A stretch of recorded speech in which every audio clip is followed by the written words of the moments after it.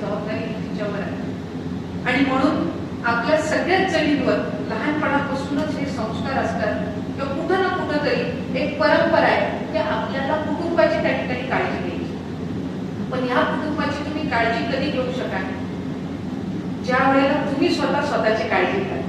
जिथपर्यंत तुमचं आरोग्य चांगलं राहणार नाही तिथपर्यंत तुमच्या कुटुंबाच्या आरोग्याची तुम्ही काही काळजी ही घेऊ शकत नसता.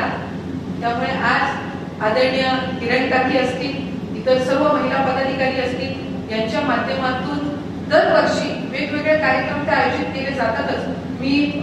आम्ही आता हल्लीचा सोशल मीडियाचा जमाना असल्यामुळे मी असेल, पूर्वा असतील, निर्मला ताई असतील, इतर सगळ्या आता इतर तृप्ती पण आहे, आम्ही सगळे हे एकमेकींचे कार्यक्रम जे आहेत ते आम्ही त्या ठिकाणी सोशल मीडियाच्या माध्यमातून बघत असतो.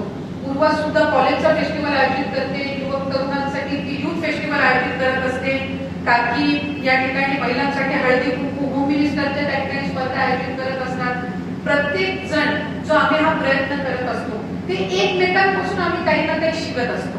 ह्या गोष्टीचा आपण सकारात्मक पद्धतीने विचार करणं गरज आहे. नाहीतर एखादी महिला सरपंच झाली मग हीच का सरपंच झाली, मी का नाही झाली, पुढच्या वेळेला मी हिला बाजूला करून मी सरपंच. ह्या विचाराच्या पलीकडे आपण सगळ्याच जणींनी कुठंतरी जाणं हे गरजेचं आहे. आणि ज्या वेळेला सरपंच किंवा जिल्हा परिषदेची सदस्य, पंचायत समितीची सदस्य किंवा आमदार आणि मंत्री म्हणून आम्हाला संधी मिळते त्यावेळेला साधारणपणे आम्हा सगळ्यांचा सुद्धा हाच प्रयत्न असला पाहिजे की आमच्या कार्यकाळामध्ये आम्ही किमान 500,000 महिलांना तरी सक्षम करण्याचे उद्दिष्ट त्या निमित्ताने ठेवलं पाहिजे.